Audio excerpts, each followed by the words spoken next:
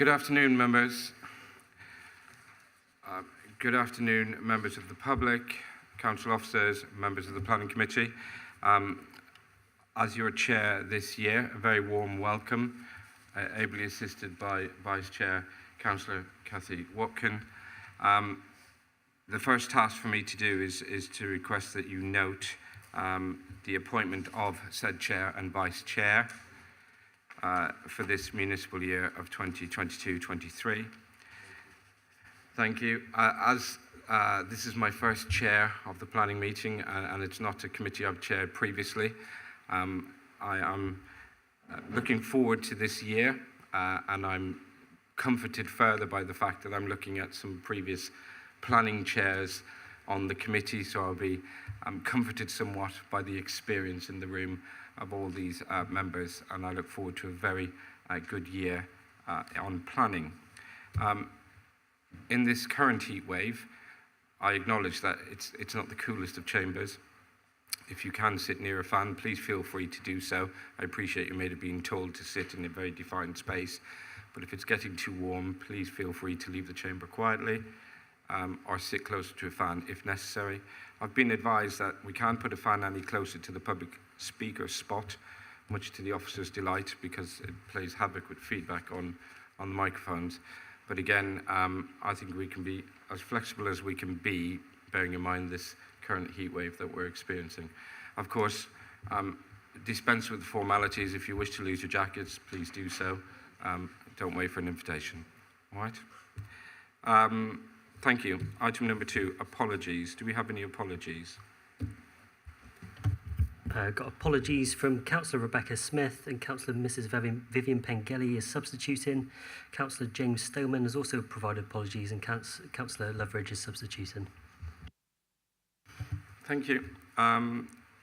Members, I hope you've had the opportunity to fill in your declaration of interest forms and pass those forward. Of course, should a matter arise during the course of the meeting and you feel a declaration of interest should be noted, if you haven't made one earlier, you can of course do so, but if you've handed those forms, I'll say no more on that. Chair, sorry to interrupt. We do need the members to actually orally say their declarations of interest, so that we can minute that, and then anyone that's watching webcast or members of the public know what those declarations are. Thank you. It's all going incredibly well. I got that far on the agenda before an interjection. Yeah. Are there any declarations of interest that haven't been recorded already? I'm looking for hands. No. Thank you. And I should have pointed out also, this meeting is being webcast. There we go. Agenda item number 4, the minutes of the previous meeting, which was held on the 14th of April 2022, pages 1 to 6 of your papers. Can I ask committee to agree the minutes from that meeting? Any issues arising, please let me know at this stage. I take it you're all content, so those meetings can be agreed. Thank you. Item number 5, Chair's urgent business. I'm not appraised of any, so looking left, right, nothing to raise under that item. Item number 6, questions from member of the public. I understand there are no questions received. Thank you. So that brings us neatly along to item number 7.1. I understand Mike Stone will run through the presentation in respect of this application. Thanks, Mike. Thank you, Chair. This application comes to committee today because the applicant is an employee of the council. Number 25 Furno Road is a semi-detached dwelling house close to the junction with Vine Gardens in the Beacon Park neighbourhood.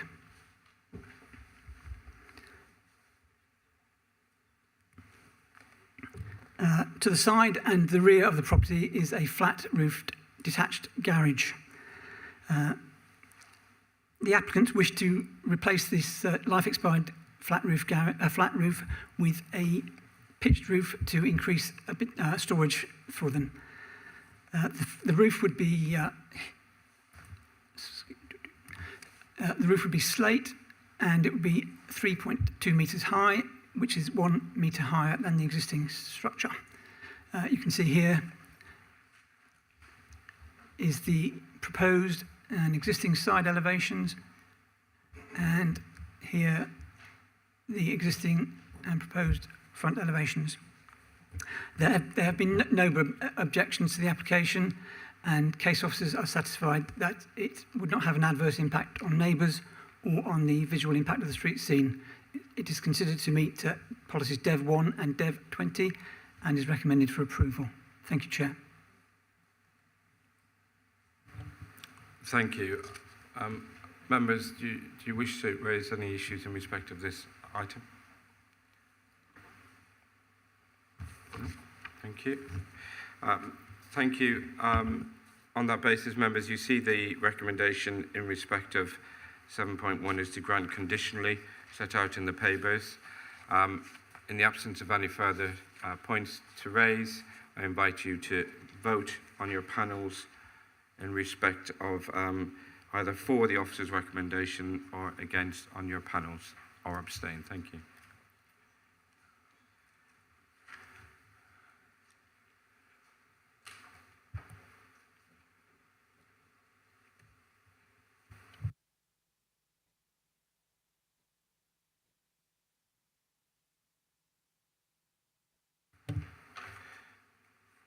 Okay, I think that's everybody, and apologies, I haven't used this panel before. It's different to those ones. It's a touch screen, very posh.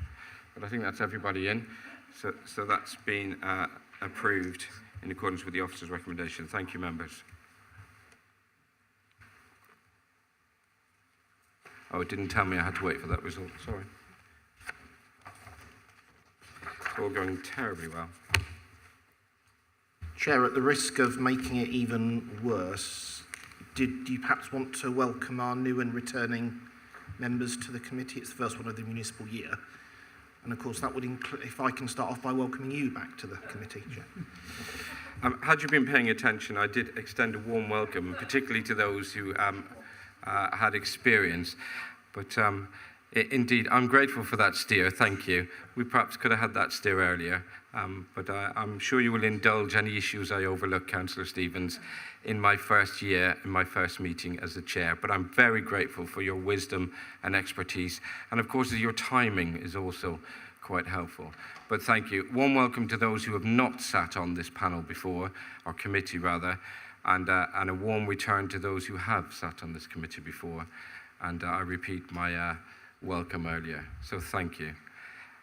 If we're content to move on to the next agenda item, which is item number 7.2.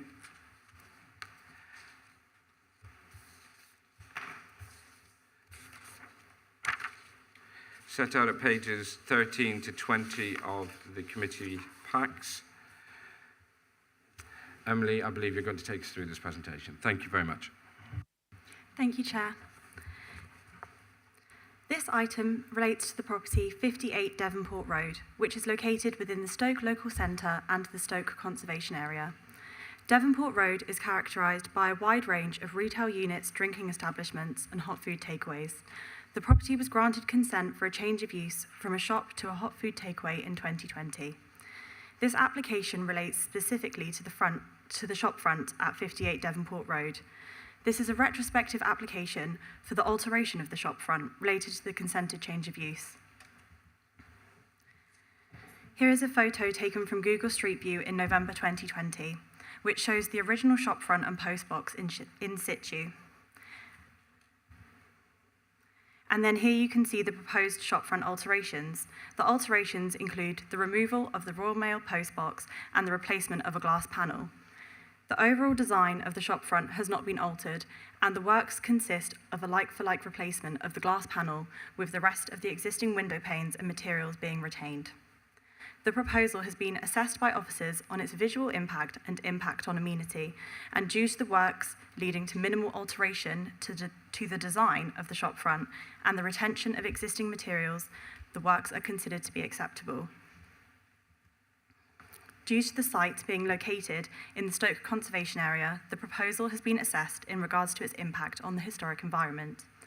Consultation with historic environment officers notes the postbox is unlikely to be of notable historic significance and did not benefit from any form of listing. Therefore, the postbox is not considered subject to being retained on the grounds of its historic significance. The main concerns raised regarding the application relate to the loss of the postbox and the impact of its removal on the local community. However, the removal of the postbox cannot be controlled by the local planning authority. Under Schedule 6 of the Postal Services Act, Royal Mail are able to undertake any works for the provision of the postal service, which includes the removal of postboxes. Therefore, this is a separate process to the planning system and cannot be considered as part of this application.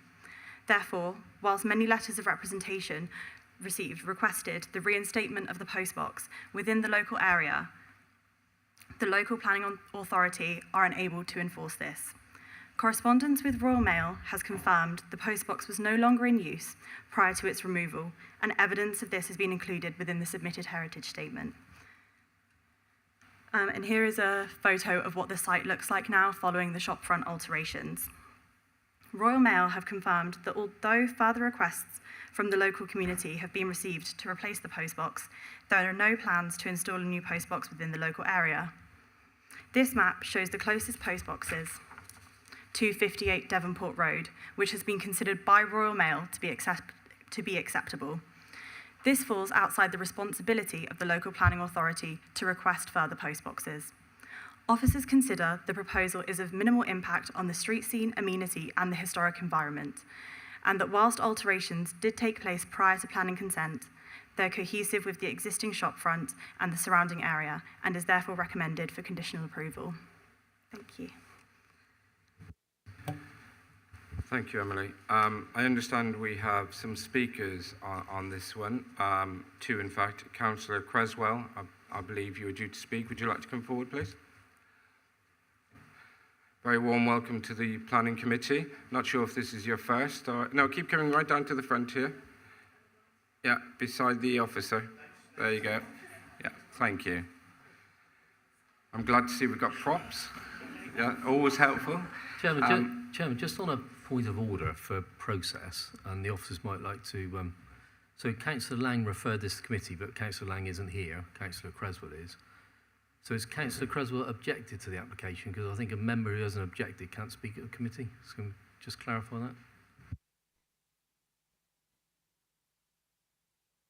that? Sorry, Councillor, would you mind turning your mic on as this has been recorded? Chair, on the same point of order, my understanding is that the provision that Councillor Nicholson refers to would cover members of the public, but all ward councillors can speak as of right, providing they meet the deadline, which I assume Councillor Creswell has.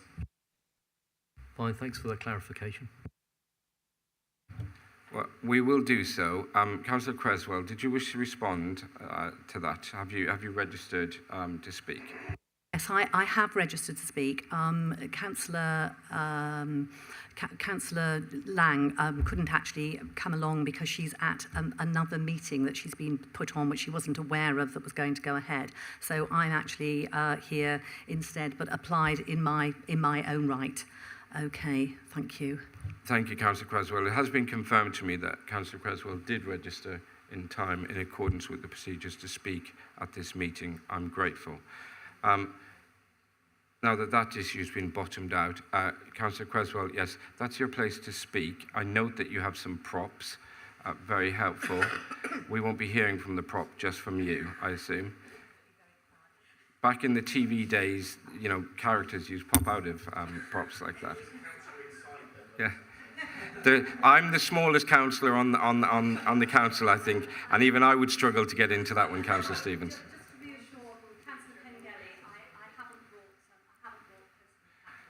Thank you.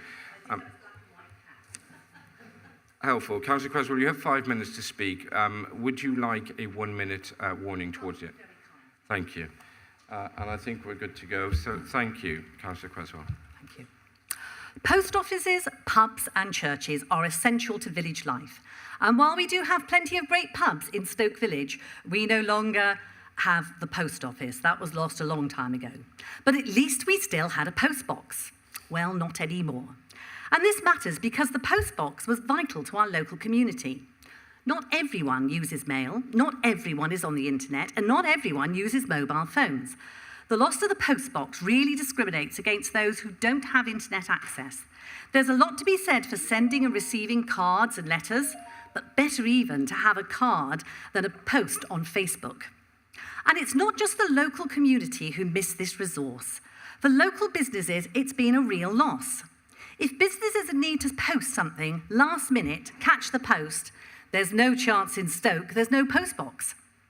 Plus visitors to Stoke Village. If you turn up late in the afternoon with that essential card in your hand to pick up your shopping from the post co-op, you would expect to find a postbox. It's a busy shopping area, but no.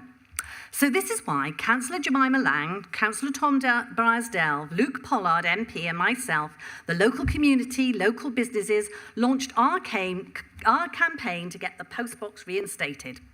But sadly, the Ludlow postbox was gone. A box of some historical interest, if you know your postboxes. So Luke Pollard set up a meeting with Royal Mail, where they made it very clear that they never gave permission for their postbox to be removed. They later went on to say that if it hadn't been, there would be no problem in the postbox being reinstated for use by the local community, as they acknowledge that Stoke Village should have kept a postbox after all. Hence, our local campaign really took off. Luke Pollard managed to raise a parliamentary petition, and we collected so many signatures, hundreds and hundreds. Signatures from local people, local traders, all took petition forms for their customers and clients to sign. It was a genuine community campaign, with our little postbox here being centre stage in the village. People were stopping us to sign the petition and taking off sheets of them to get more signatures. We even had, and still have, the support of Sir Lindsay Hoyle MP, the Speaker, who after Luke spoke in the Commons to the petition, wished Luke best of luck and said he'd managed to get a postbox reinstated in his own constituency. Now this is where the Planning Committee comes in. We are totally in your hands. Royal Mail has now finally agreed and assured Luke that it will put a postbox back into Stoke Village, though obviously not in the same location, which is excellent news. But only, and I stress only, if it's agreed that the postbox was removed without planning permission. That means that members here have to reject the retrospective planning that is here before you today. Royal Mail will put a postbox back, no cost to the council, no cost to the business owner, and clearly it's not going to be put back in the shop front, but Royal Mail will find a suitable place to position a postbox in the village. So if you reject this retrospective planning, we get our postbox and no one is out of pocket, as Royal Mail is fitting the bill. It's a win-win situation. I urge you to reject this retrospective planning application and put yourselves firmly on the side of the community, residents and traders. The removal of the postbox, a Ludlow postbox, 1 minute remaining, could be seen as an act of vandalism against a local community. If you wave through this retrospective planning, you're giving the green light to others to do something similar. If localism means anything, it shouldn't mean that a landlord or anyone else can deprive a local community by removing a postbox and so deprive a community of its local amenities, in this case, the right to post letters. The council cannot afford to set a precedent here.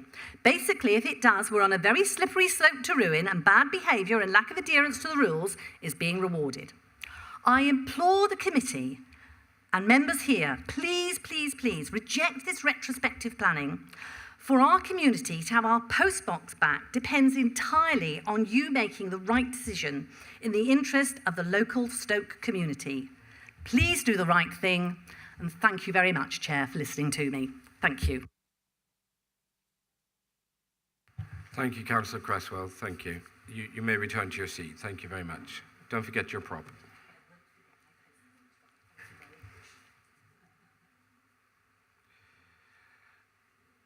Thank you. I believe we have Ms. Sarah Rendell speaking on this. Thank you.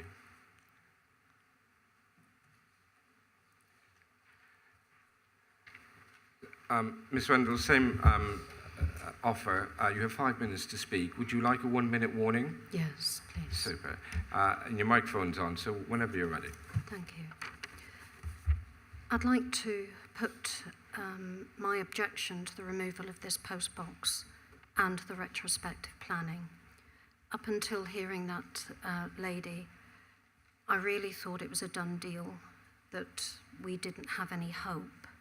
But listening to that lady, I do think there is some hope. So as a professional property developer, the owner of number 58 Devonport Road was fully aware of the actions he took, and yet he continued to remove illegally the Royal Mail postbox without warning.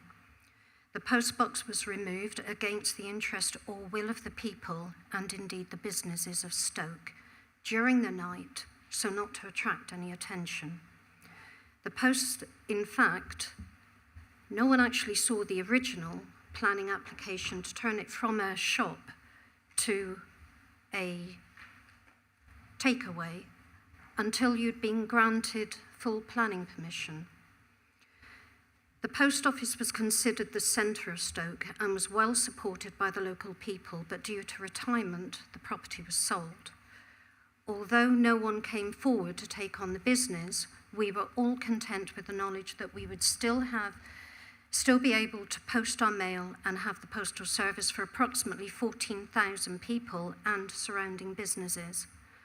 Apart from the fact it is illegal to remove or damage property owned by the Queen, this property developer has to be made accountable for his actions of him unlawfully removing the much used and wanted Royal Mail post box. The village fought for a long time for the council to agree to the expense of establishing a loading bay specifically for the collection of the Royal Mail, so no arguments can be made about parking for collections. It's been years since the illegal removal of the Royal Mail post box. There is still a huge sense of loss. It is also still the main topic of conversation in the village. We have had for a short time a parcel collection shop, but it didn't have the ability to take in Royal Mail, and this business has ceased trading. The elderly and disabled people were able to wander to the co-op, post their cards and letters to stay in touch with loved ones. But since this has been removed, the nearest post box is a fair distance away out of the village, and the closest one you have to cross a very, very dangerous junction, totally unreachable for the disabled to access safely. Stoke is dying on its feet, and by agreeing not to put the Royal Mail box back, the council are adding another reason for people not to walk to Stoke and post their letters, spend their money in Stoke. But instead, we're encouraged to get into our cars, drive to a supermarket where we can post our letters, and spend our money there. As a resident and business owner in Stoke for over 30 years, I can confirm the post box was always overflowing with cards and letters. And while the internet is taking a lot of the general business away from the Royal Mail, it has not removed the need entirely. In Stoke, you have solicitors, financial advisors, wills and pensions, estate agents and accountants, all of whom rely heavily on the postal service. This doesn't include the 14,000 residents in Stoke. As a business, the illegal removal of the Royal Mail box has created a massive disruption to all businesses wishing to execute documents in a timely manner. Without this Royal Mail box, the businesses have to go to the nearest main sorting office, which is not within a reasonable walking distance. There is no argument. 1 minute remaining. There is no argument that the postal box wouldn't be used and continue to be supportive. That picture that you saw is actually not right. The council are trying to encourage people to not use their cars, but by not reinstating this post box, you are actually going against your own council guideline and ensuring that everyone in and around Stoke who wants to post cards, letters, small parcels have to use their cars to get to the nearest box or sorting office. The historic impact, the visual impact, and the impact on the local amenities dictate the replacement of the original shopfront and postbox to be replaced. Apart from the legality, common sense, common decency would suggest that the box is reinstated for the good of the community and not for the selfish act of one individual who, I add, does not live in the village and is not part of the community. Thank you, Ms Randall. Perfectly timed. Thank you for your representations. Would you like to return to your seat? Thank you.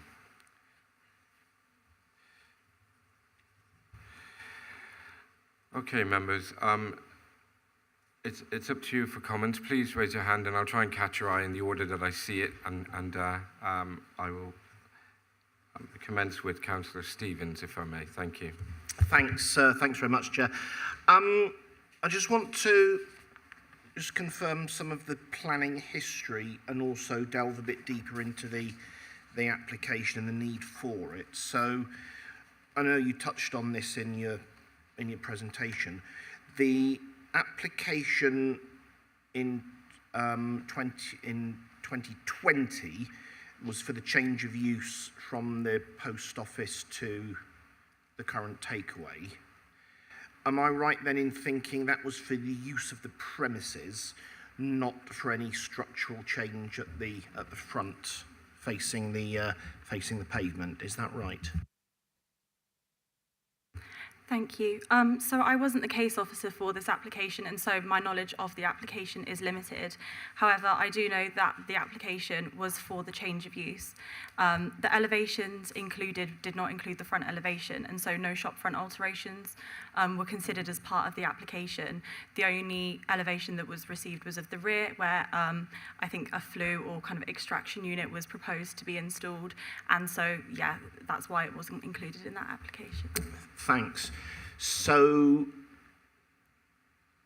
I'm right in thinking then, given that each case has to be determined on its merits, we could have a situation whereby the local planning authority considers, and I know obviously that the 2021 has been, the 2021, not the 2021 application, but the application on 2020 has been granted. There's nothing we can do about that.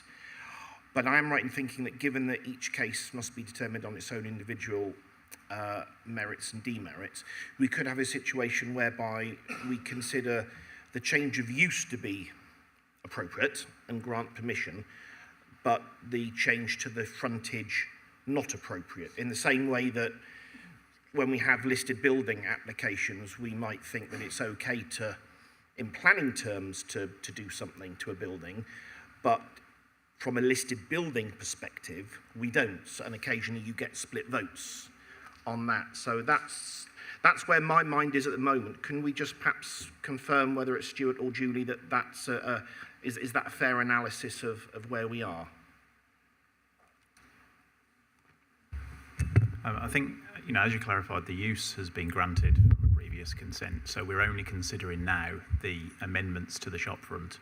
I think, as Emily set out, we have very limited controls about the post box itself because it's dealt with under a different act. So, what's before you is the proposal to replace a post box which has been removed with a glass pane. So you would have to be considering whether the material that's proposed is out of character with the conservation area. But it shouldn't have been removed. This is what we should be determining is whether or not the post box that is still in situ should be removed. That's where we should be, isn't it? The application, it's retrospective because it has been removed already. Is that a yes then? That's where we should be determining the removal or not of an in situ post box.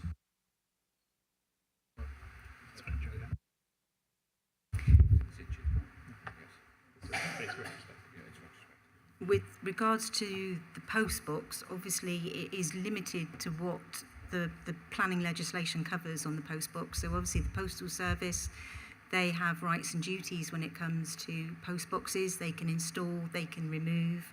So yes, it's retrospective, but as I say, it's very limited to what the local planning authority can do when it comes to the post box and whether it's replaced somewhere in Stoke Village or not. Is removal of the post box itself permitted development? The post office have the appropriate authority under the Postal Services Act to remove post boxes. So it's a bit like a statutory undertaker, you know, when we talk about electricity companies and people like that. So they have the authority under the Postal Services Act to remove post boxes. Is that, I'm really struggling to get answers here with respect, Chair. We saw the post box in situ with the sort of shabby frontage before any work had been done. If they wanted to keep that frontage and the post office had come along and only removed the Ludlow post box, would that in itself need a planning application? Well, hang on, I'm asking, we employ officers to answer these questions, so that's what I'm trying to get at, is what's permitted and what's not, what do we have control of and what do we not have control of? Emily will correct me if I'm wrong, but we do not have any control over the post box. And I know Emily's looked into this. So no, we don't have any control over the post box. I'm not aware that you need planning permission to remove a post box. If I may just add something there, Chair. Yes, so as we kind of have mentioned with the Postal Services Act, any alteration to a post box can be undertaken by Royal Mail without planning permission.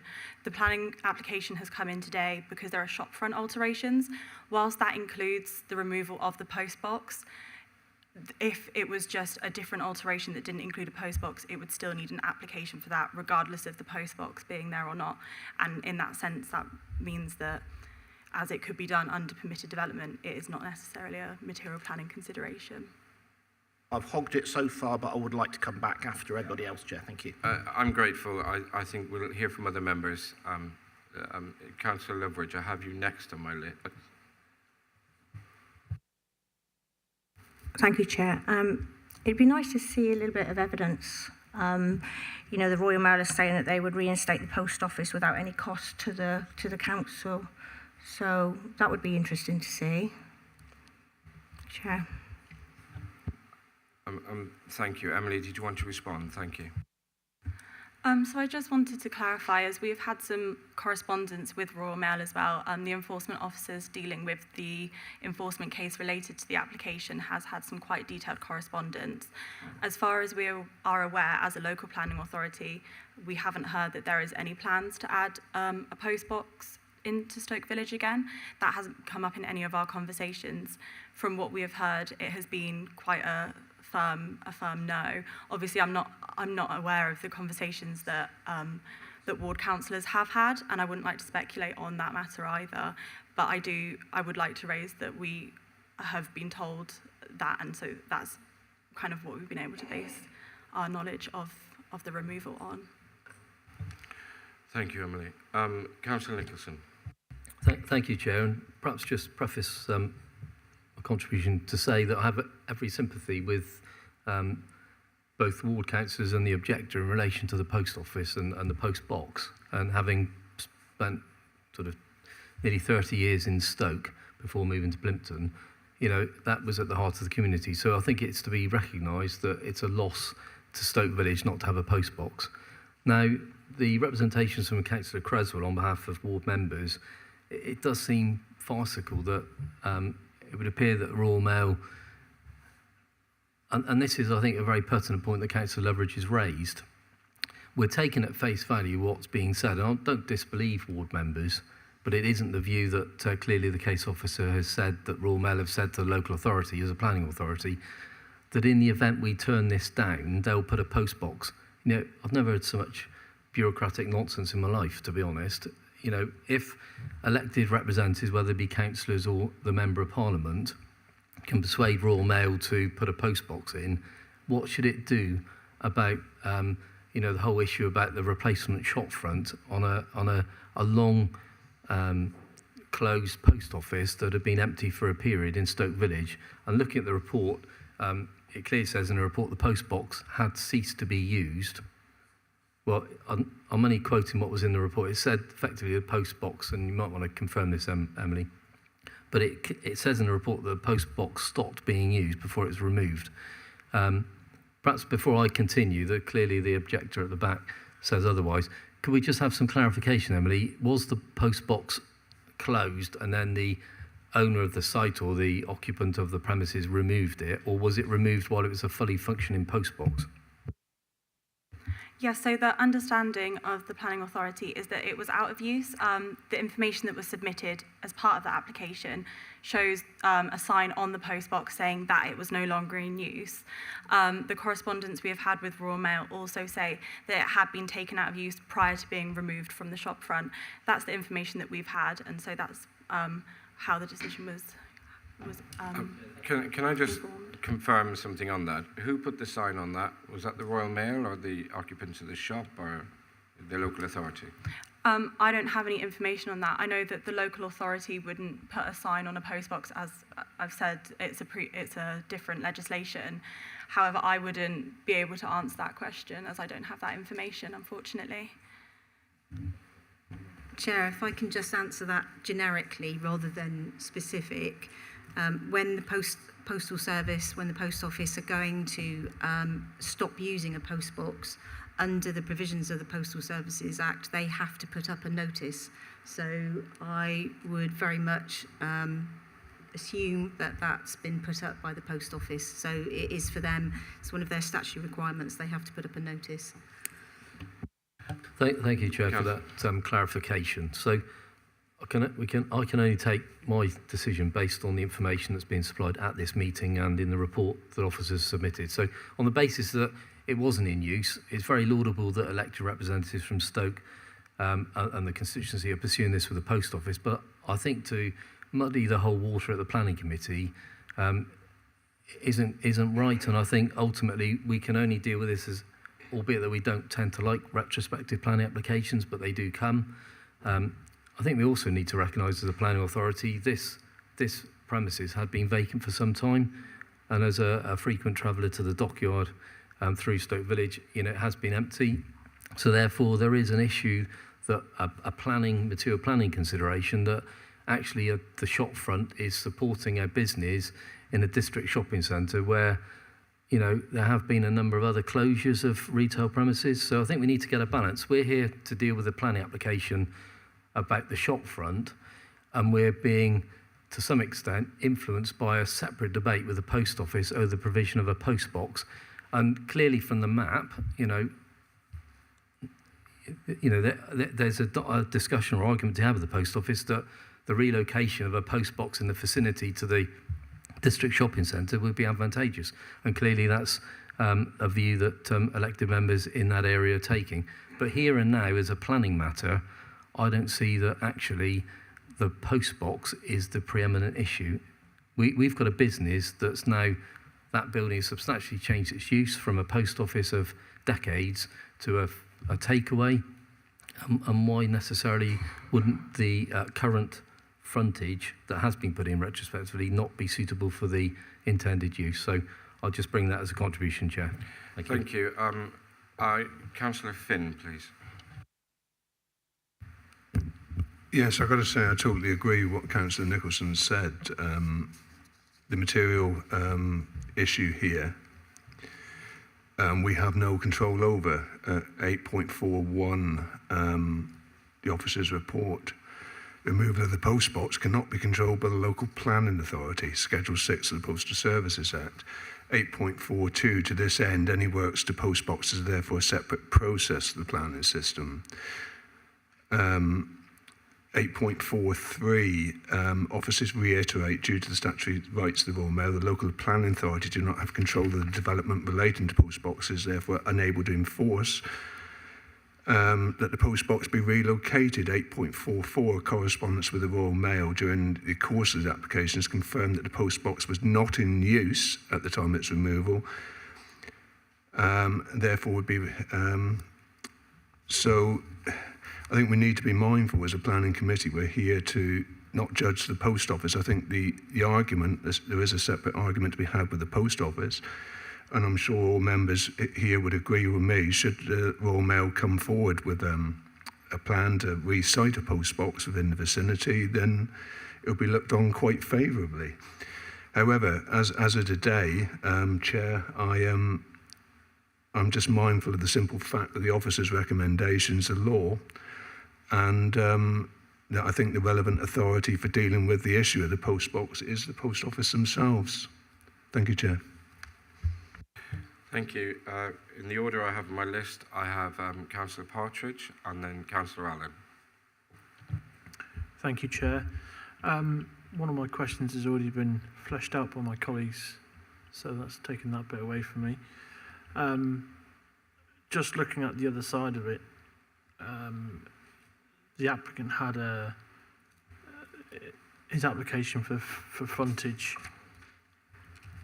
retrospective. The application was returned, but on the whole scheme of things, aside from the loss of a deactivated post box, it has dramatically lifted the frontage of what was a rather drab, uncared for shop frontage. I agree it's a loss of a post box, but if it had been deactivated, if my colleague from Stoke has spoke to Royal Mail and they'd be happy to cite another post box, surely they would cite a new one within Stoke Village. But that's not for us to discuss. It's this application. I don't see any reason why we would potentially, and I speak for myself, why we would look at denying something that is quite clearly out of our realms. Thank you, Chair. Thank you, Councillor. Councillor Allen. Thank you, Chair. In many ways, yes, I do agree with Councillor Nicholson, Councillor Finn and Councillor Loveridge's point. You know, retrospective applications are always tricky. We don't like them. They're difficult to deal with. I also agree that, yes, absolutely, it's a matter for Royal Mail rather than the local planning authority. However, because it's retrospective and because of where the letterbox was, as part of the redevelopment of the shop front, the post box was removed, which has clearly caused a detriment to the community of Stoke Village. Personally, I don't see anything wrong with voting against and actually holding Royal Mail's feet to the fire and seeing if we can get the post office reinstated for the benefit of the community, not least the small businesses which are struggling in Stoke Village. Thank you, Chair. Thank you, Councillor. Councillor Stevens. Thanks, Chair.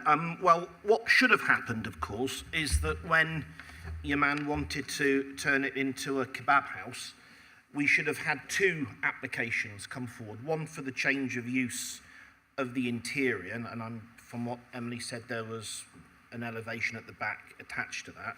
And we should have had, at the same time, an application about the front.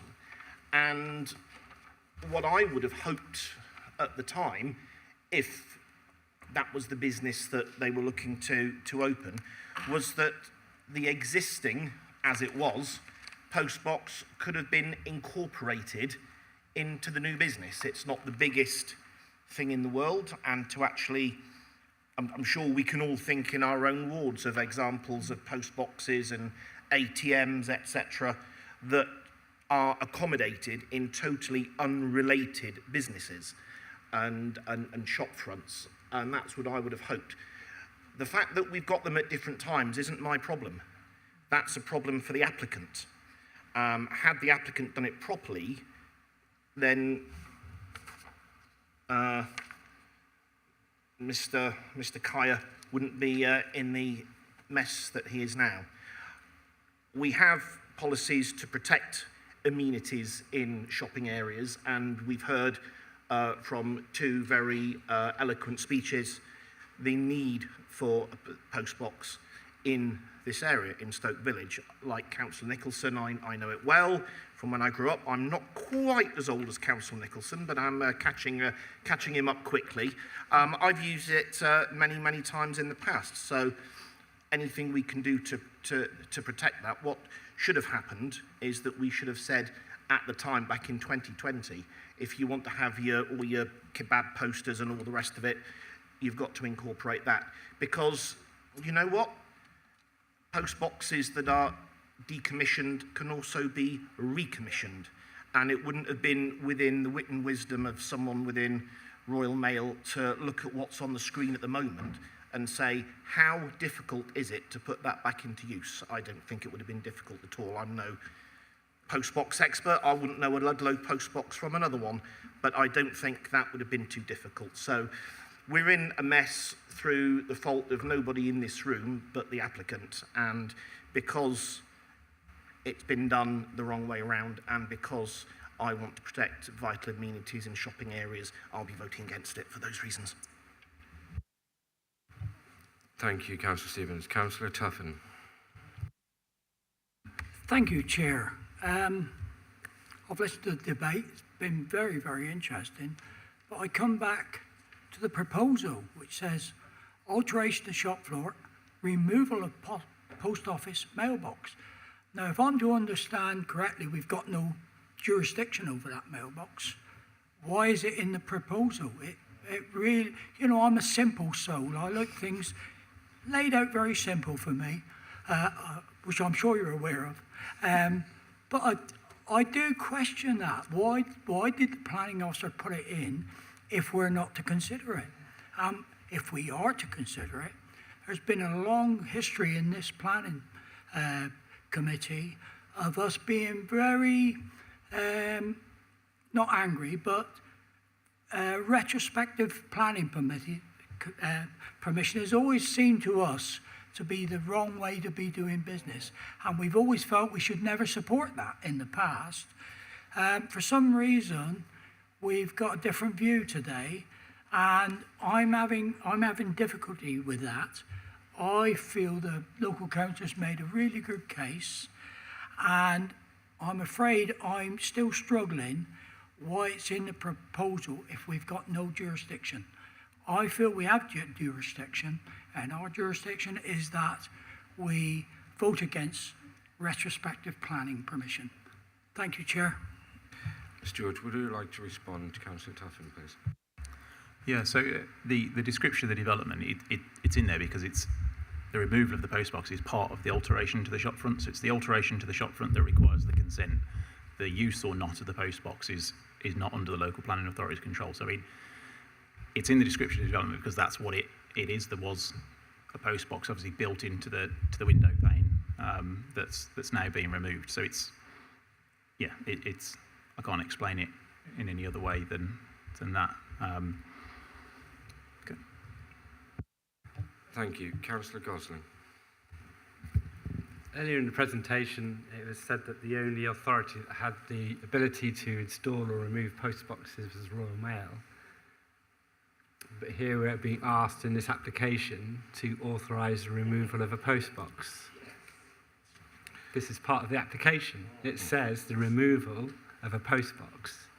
So how do we have, on one hand, it's like we're being asked to do two things here.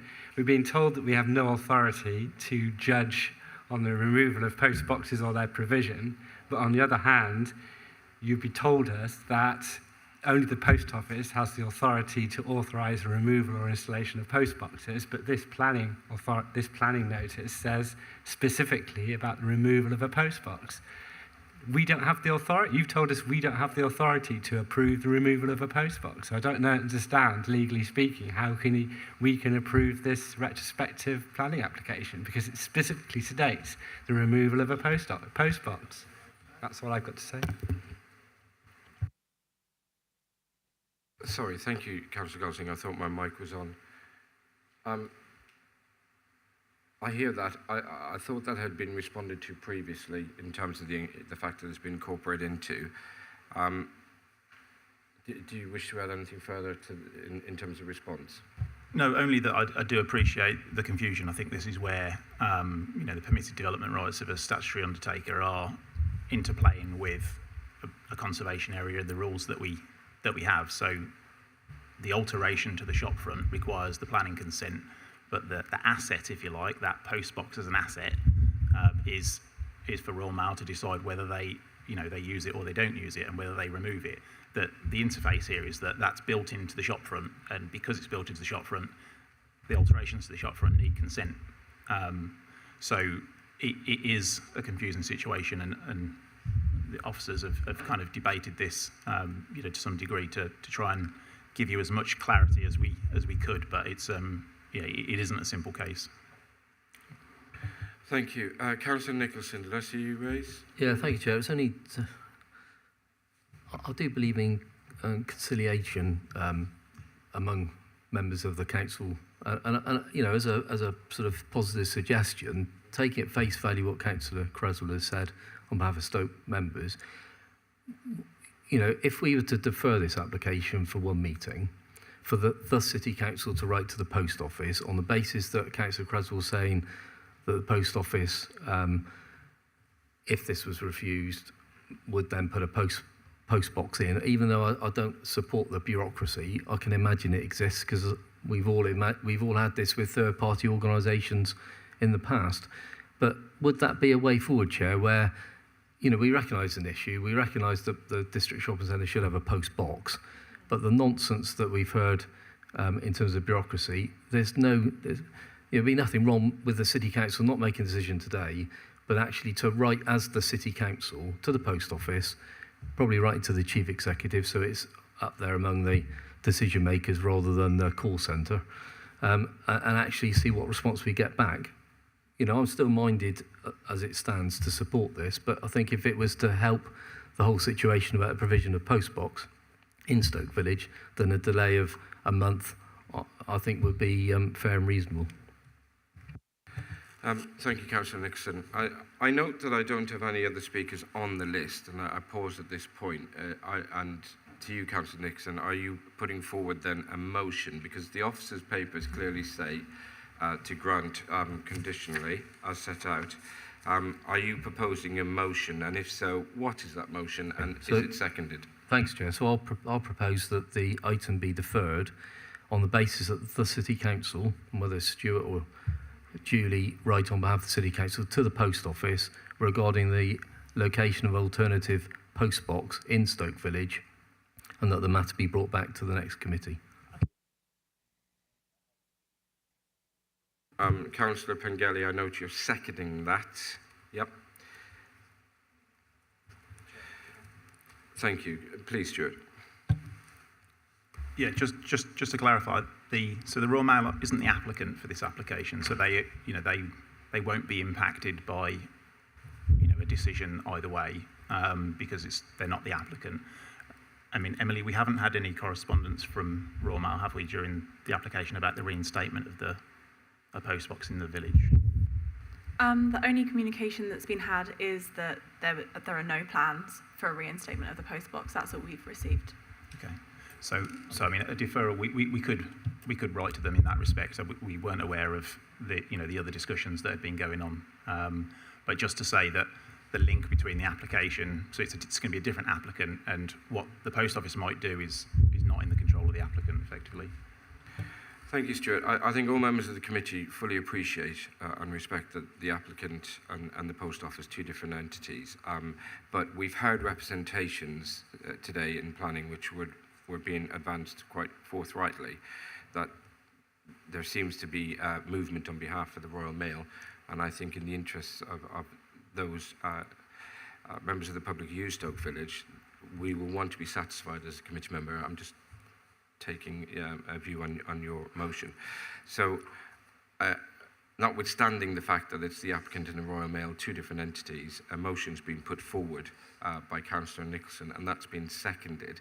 And that motion is to defer this matter to the next planning committee and directing the local authority to write to the Royal Mail to seek clarification in respect of what's been advanced today.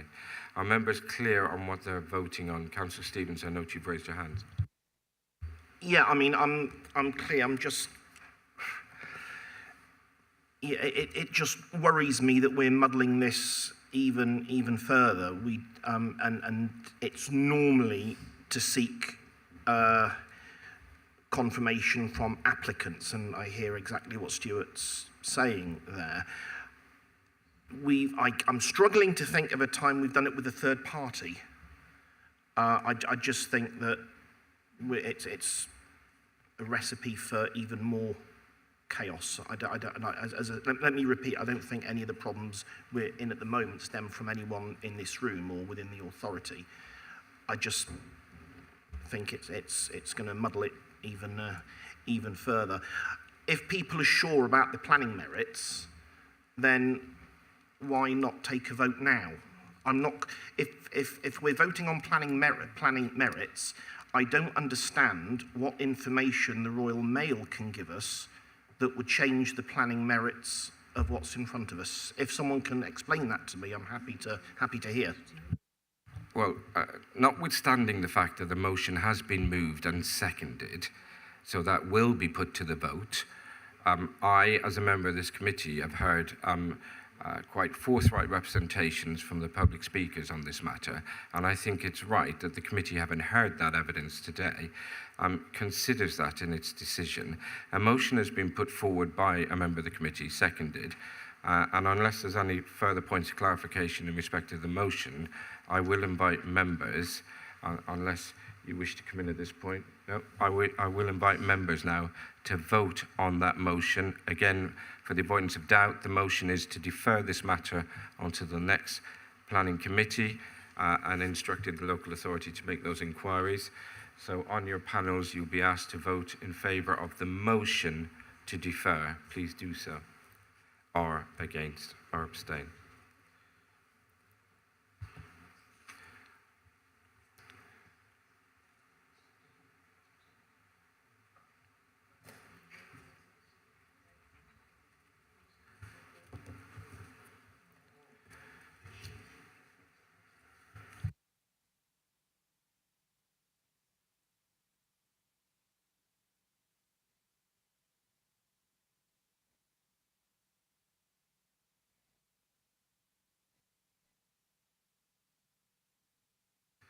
Thank you, members. So as the vote screen illustrates, 7 members have voted in favour of deferring the matter, so this matter will be deferred on the terms set forward in the motion.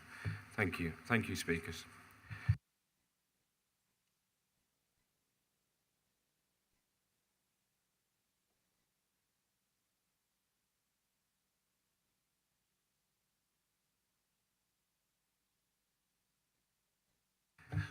Before we introduce item number 7.3, the Vice Chair, Councillor Watkin, has declared an interest in this matter. I'm standing down from the committee for this matter, and I shall speak on it as ward councillor. Thank you, Councillor.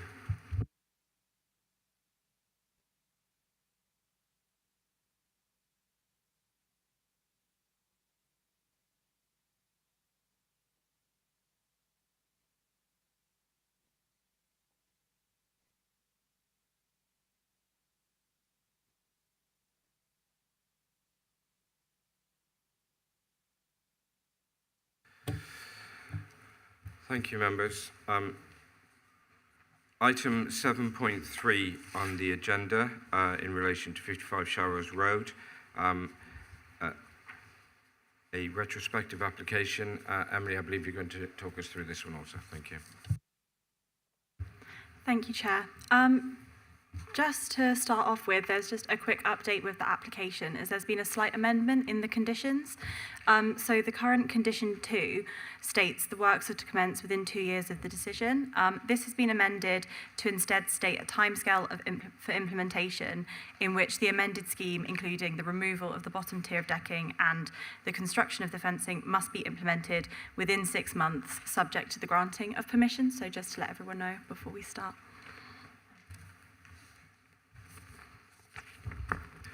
Thank you. Just making sure members can follow that. So you did race through that in terms of the condition. Are we all sure on what's been proposed as an amendment before you lead through the presentation? Sorry, Chair, would the officer mind repeating that again, just a little slower, just so I can digest that? Thank you. Sorry. So the current condition 2 that is recommended in the officer report currently states the works are to commence within 2 years.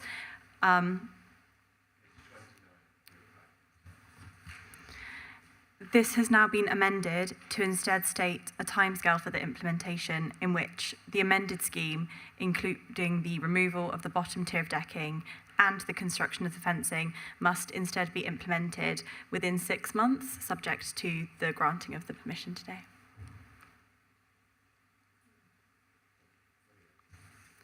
Thank you, Chair. So this item relates to the application at 55 Sharrows Road, which is located within the Plymstock Radford ward. The property is semi-detached and its garden backs onto properties along Bellevue Avenue as well as Who Hill to the east. This is a retrospective application which relates specifically to the garden of 55 Sharrows Road, where a rear decking has been constructed. From this map on the satellite view, you can see the rear garden of the property. As it currently stands, the decking covers the entirety of the rear garden. And you can kind of see from this 3D view, which shows how steeply the site slopes downwards towards the north. Currently, the decking consists of 3 levels stepping downward this slope, which I hope you can see sort of in these slides. These levels are accessed by steps which run along the eastern side of the decking, and there's fencing around the decking, which is also shown in the photos, which screens the majority of the decking. So here are the plans received initially for the retrospective proposal, and so they demonstrate what is currently in place at the site. Following the submission of these plans, concerns were raised regarding the degree of overlooking created by both the bottom layer of the decking onto the properties backing onto 55 Sharrows Road along Bellevue Avenue, as well as between 53 and 55 Sharrows Road, where a glass balustrade is in place to screen the decking. For these reasons, plans were considered by officers to be unacceptable due to the impact on neighbouring amenity. Following 4 iterations of the scheme, the final plans were received, which are these ones here. The amended scheme proposes the bottom layer of decking to be removed and a fence to be erected between 53 and 55 Sharrows Road, where the glass balustrade currently lies. Officers have assessed the amended scheme on the grounds of impact on a neighbouring amenity and find the amendments reduce the amount of overlooking and therefore do not lead to an unreasonable loss of privacy for neighbours to the rear or side of the property. It is also important to note that due to the reduction in the decking size, the decking would now fall under permitted development. The General Permitted Development Order sets out that planning consent is not needed for raised platforms which cover less than 50% of the curtilage of the property. Furthermore, permitted development restricts the height of the decking to not exceed 0.3 metres in height from the highest point of ground level. In this case, the highest point of ground level is found where the decking meets the rear elevation of the property. Here, the platform created is only 0.1 metres higher than ground level. Therefore, although the garden slopes significantly, causing the decking to be over 1 metre above ground level directly below in some places, the decking is considered permitted development as the height measurement is taken only from the highest point of ground level. As a result, officers are of the view that the decking proposed in the amended scheme could be constructed without planning consent. Concerns raised by neighbours also drew upon the loss of biodiversity, as the construction of the decking leads to the loss of most of the garden's green space. Consultation with the Natural Infrastructure team identified that 55 Sharrows Road is located less than 500 metres from several ecological sites. Therefore, a condition has been recommended for ecological mitigation at the site, including the installation of 2 bird boxes and 2 hedgehog holes, so that biodiversity networks and corridors can be maintained. Officers consider that the amended scheme no longer covers the entirety of the garden, and so some green space will be reintroduced to the garden and therefore have some positive impact on the local biodiversity. In conclusion, officers have considered the proposal and find that it does not lead to unreasonable harm. For this reason, the application is recommended for conditional approval. Thank you, Chair. Thank you very much, Emily. Councillor Watkin, I believe you're going to speak on this application.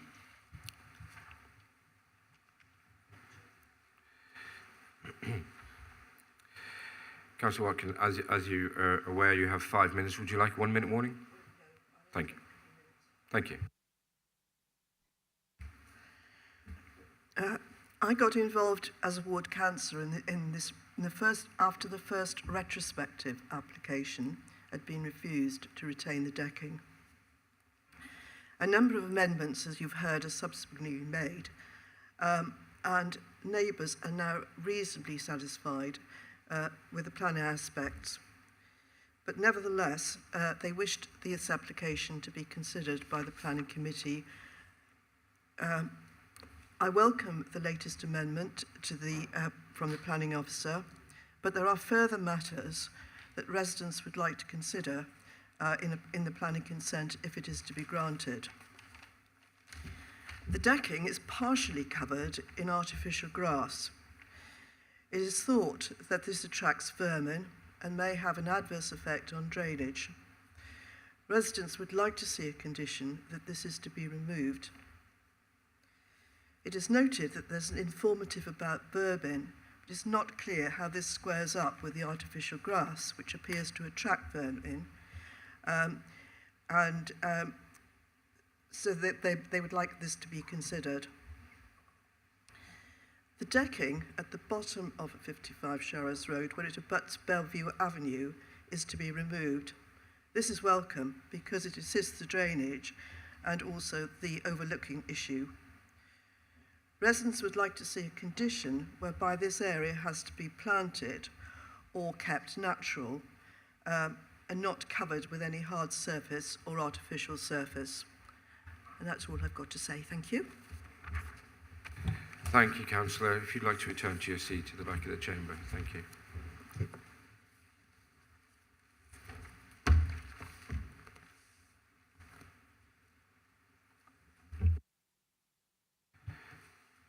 Thank you. I should say at this point also, some committee members benefited of a site visit to this matter yesterday afternoon, namely Councillor Tuffin, Councillor Watkin and myself, together with the officers, where we had a look at the what's in existence, and we were able to view the plans in situ. I think it's important the minutes should reflect that. Are there any members who wish to speak? Thank you. Councillor Tuffin. Thank you, Chair. Just a quick, can we get clarification about the point that the local councillor made about ongoing maintenance of that growing area at the bottom? I must say, from yesterday's visit, I didn't think the impact was massive in giving retrospective, but I've already spoke against retrospective planning permission. But on this occasion, I think by dropping that bottom layer actually increased the privacy of the tenants below. So I welcome that. But can we just have, is that a condition that we're in a position to enforce in the future, the element about it always being a naturally growing area? Thank you, Chair. Thank you, Councillor. There were a couple of comments raised, one in terms of the earth at the lower deck, and secondly, Councillor Watkins explored conditioning the astroturf or fake grass or whatever it's called now on the decking. Could you address both of those points? Thank you. Thank you, Chair.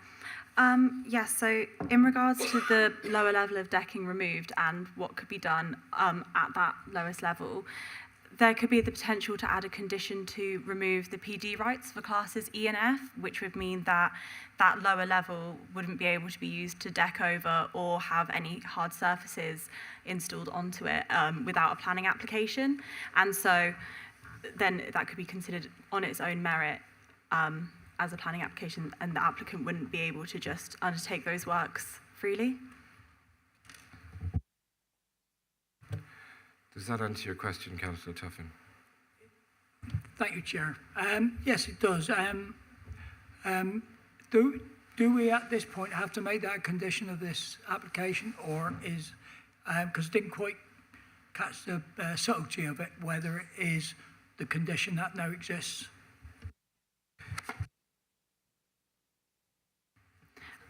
So with that condition, basically if it was added onto the permission, that would mean that any development at the bottom of the garden would require consent. It wouldn't, I suppose you could say it wouldn't go as far as making sure it was green and planted. They would still be welcome to put anything else that wouldn't constitute development on there, but it would just restrict any kind of hard surfaces or decking. As I understand it, Councillor Tuffin, the condition to prevent any development is not there presently. It's going to be removed, the decking, in accordance with what's before us today. So we could, as a committee, add a further condition to address that point, to remove the permitted development rights to that, if that's what you're about to propose. We couldn't possibly tell them what they did with that earth, but we could certainly put that removal of PD rights, if that's your intention to raise that as a motion. Yes, Chair, thank you for that helpful suggestion. I think, listening to the local council, I think that would be advantageous for the neighbours to get on and to be aware that we considered their concerns. So do you need me to move it? I'm quite happy to move it, Chair. I'm grateful. I'll give you a few minutes to think about the wording, because I know you're quite particular about that. Do we have a seconder who's going to support the motion that we remove the permitted development rights from the lower level? Councillor Allen, thank you.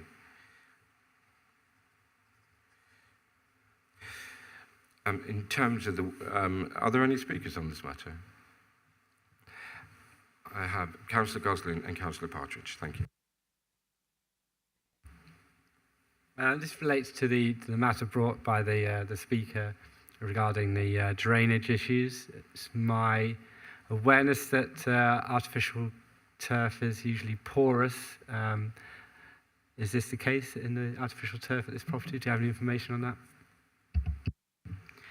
So I don't have the specific details of the artificial grass that was used on the decking.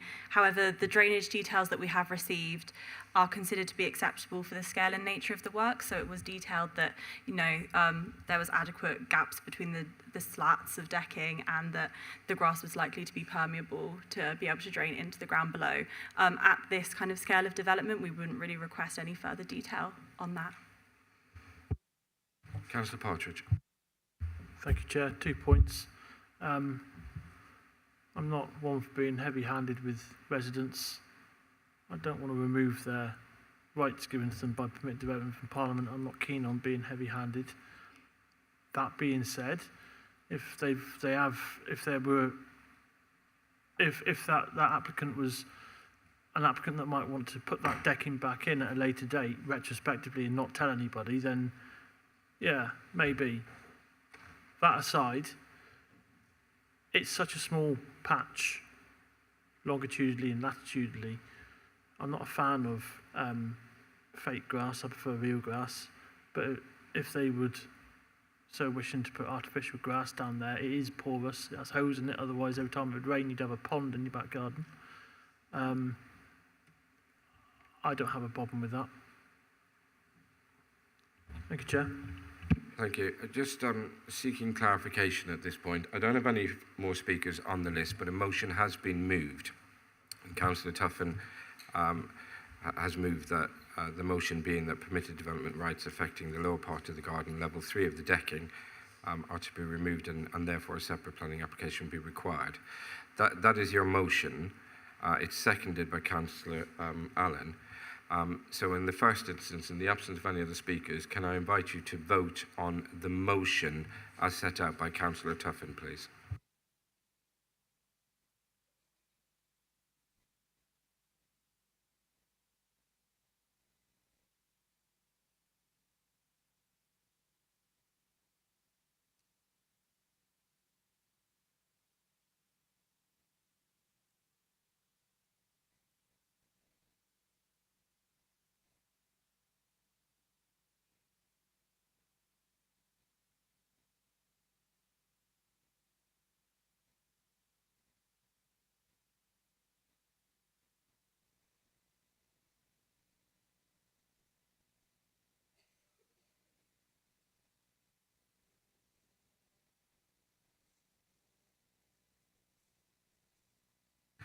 Thank you, members. As the screen illustrates, 11 for the motion proposed by, moved by Councillor Tuffin and seconded by Councillor Allen, 1 against. So that now is incorporated into the application before us today. In the absence of any other speakers or indications otherwise, may I invite you now to consider the application. The officer has recommended it's granted conditionally, and of course this new condition has been incorporated and moved. So before you is the application. The officer's recommendation is to grant conditionally. Please vote.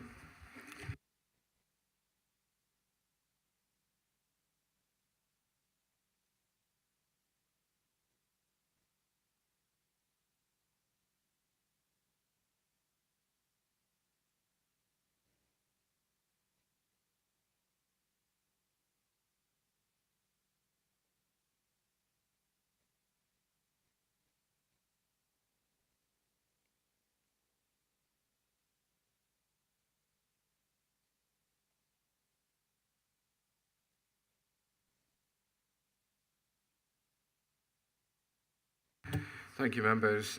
That application is approved. Thank you. Councillor Watkin, would you like to return to the dais? Thank you.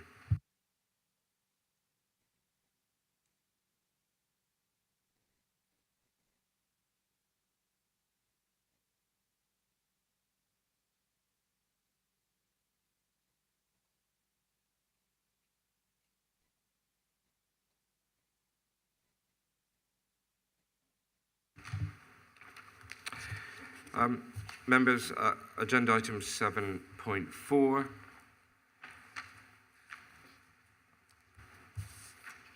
Set out in your papers, pages 31 to 74. And Amy, I believe you're taking us through this presentation. Thank you, Chair. Firstly, I want to just make you all aware of the addendum report. I don't know if you've all seen it, but it was just an addendum to give you an updated comments from the National Trust, just advising that they now are in a position to support the application for conditional approval. The application is due to be determined. Sorry, Chair, apology. Do I have to declare an interest as a member of the National Trust with a proximity or not? I don't know. That's right. Sorry. Just. The application is due to be determined at Planning Committee today because the proposal has been advertised as a departure from the development plan. The application seeks permission for the installation and operation of a solar farm together with the associated works, equipment and necessary infrastructure. The applicant is seeking a temporary consent for 30 years. The site is accessed via the eastern end of Lara Bridge. The River Plym runs adjacent to the land to the west. The the public right-of-way and cycle path to the west. And the northwestern corner of the site, there is a permanent gypsy and traveller site at the ride.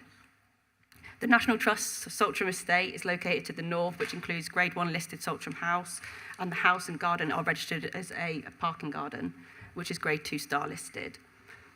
The former Plym Stock Quarry is located to the south, which is being developed as Saltram Meadows, a mixed-use development providing approximately 1,600 homes. And between the application site and Saltram Meadows is the Chelsea Meadow Recycling Centre. The application site is a parcel of land at the northern part of Chelsea Meadow. Chelsea Meadow measures approximately 68 hectares in total. However, the application site is located to the lower lying northern sector of the meadow in an area measuring approximately 18 hectares. Hopefully you can see from these plans, it gives you an idea of the images, of you've got the top one is looking out towards the River Plym, and you can see that the treed boundary to the north that is just on the opposite side of the Saltram estate. The application site is located on a capped landfill. Chelsea Meadow was reclaimed from the Plymouth estuary, and after which it went through various stages of different uses associated with the adjacent Saltram estate before it was converted to a landfill in the 1960s. The landfill closed in 2008 and was later capped. The area now consists of grassland and landfill gas extraction infrastructure with access tracks. The site has got restricted public access due to health and safety reasons. The site continues to emit gas and is settling as the waste continues to decompose. The site is monitored regularly to assess how it is behaving. The process to establish when the site has ceased to settle and produce gas will be determined in consultation with the Environment Agency. It's considered the site will not be ceased and settled and will continue to produce gas for several decades. So the reason that it is being advertised as a departure to the development plan is you can see here that the application site, just highlighted in the red dotted line there, is part of the Saltram Countryside Park Strategic Green Space. So under this allocation, policy seeks to provide a regionally significant recreational and resource on the eastern edge of Plymouth, in a manner that is sensitive and enhances the area's exceptional biodiversity, landscape, historic assets and productive farmland. The policy states that development will need to be sensitive to the unique historic value of the wider Saltram estate, protecting this resource to conserve and promote the wider setting. So I've highlighted the policy there so you can see what the policy for that whole area is the aims and objectives for it. As a brief, I'm not expecting you all to read it, it aims to enhance and protect the historic character and national importance of the Saltram House, Gardens and Parkland. It looks to enhance the connectivity to and through the countryside park, significant enhancement to the wildlife value of the site and its key role as a green corridor, safeguard the land to meet the current and future burial needs of Plymouth, fully integrate the restored Chelsea Meadow into the countryside park, and identify opportunities to support the countryside park with complementary commercial recreation activities where appropriate. This proposal is considered a departure from the development plan, as the proposed development is contrary to the provisions of point 5, which I have highlighted in green on the screen, which is the aims is to fully restore the Chelsea Meadow into the countryside park. As the proposal will result in the application site being fenced off, it therefore would not look to fully integrate into the park. So when considering a departure of the development plan, these are the assessments that you need to consider. The proposal conflicts, obviously, as I said, to point 5 of the policy, as it would not fully integrate into Chelsea Meadow, into the countryside park. However, the proposal is for a temporary consent of 30 years on land which currently has restricted public access due to public safety concerns associated with the ongoing gas extraction from the old landfill and will be for a number of years. It is considered that the proposal would not conflict with the overall long-term aims and objectives of the policy and the development plan as a whole. When the temporary consent has expired and once the site is declared safe for public access, the site will be able to be fully integrated within the countryside park and provide public access routes in accordance with the aims of the policy POI 54 and the development plan. The application site is a small section of this large countryside park, and the proposed solar farm will provide significant benefits by producing renewable electricity. While the proposal will not comply fully with the development plan, it is considered that the proposal complies and supports with other material considerations, such as the Plymouth City Council's declaration of a climate emergency, which was in March 2019, and National Planning Policy Framework, which supports renewable energy.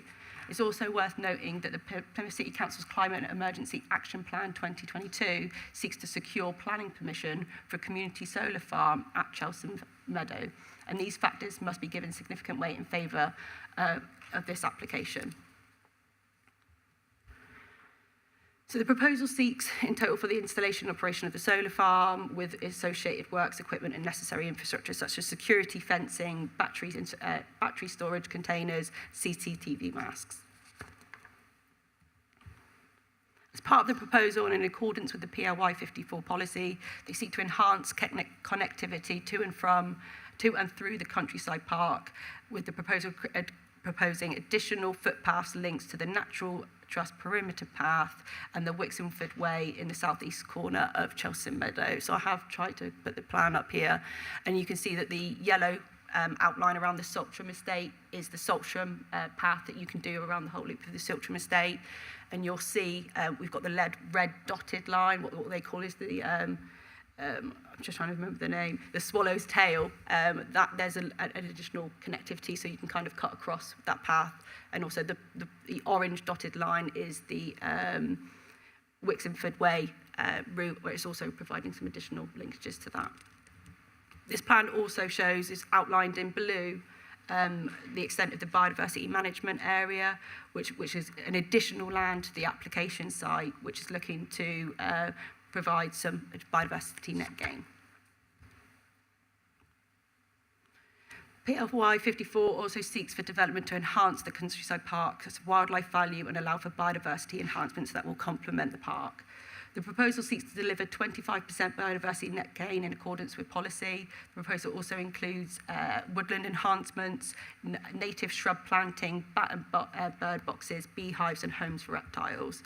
It also looks to improve management of the grassland and habitat, new managed habitat around the site margins, and new SUDS features on the northern margin to enhance opportunities for wildlife. The potential ecological impacts during the operation and construction of the solar farm is considered to be avoided and mitigated through the design of the project as a whole and through conditions such as requiring the submission of a construction environment management plan. A condition has also been recommended that requires details of how the biodiversity net gain will be delivered through measures both on and off the site. Details will include how the protection of protected species, a delivery plan including timeframes for implementation, a detailed management plan which will also give details of monitoring and management over the 30-year period of the consent. So with the application, it was supported by a landscape and visual impact assessment, which provided the following images showing the visual impact of the proposed solar farm on the landscape. Just as a note, all the photos were taken in January, so therefore the tree cover is generally at its lowest. So the images above, you can see the top one is from the ride looking towards the application site. You can't really see it from here, but you can see the line and where the arrows are down, that's the extent of the solar farm and where it would be. And the bottom image is taken from the Saltram estate, which they refer to as the point, looking towards the solar farm, and you can see the Gypsy and Traveller site just in the background there.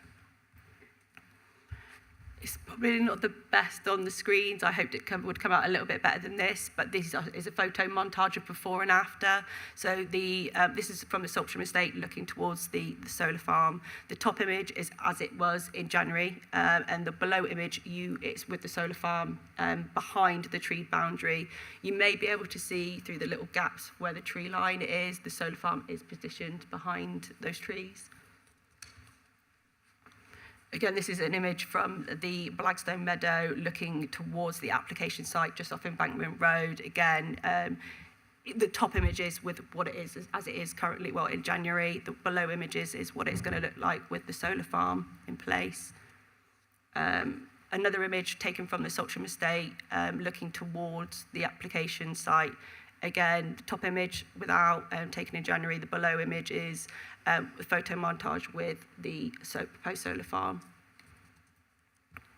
So this is an image from Mount Gold Road looking towards the application site from the play park at that area. It's a more of an elevated position looking down towards the Chelsea Meadow.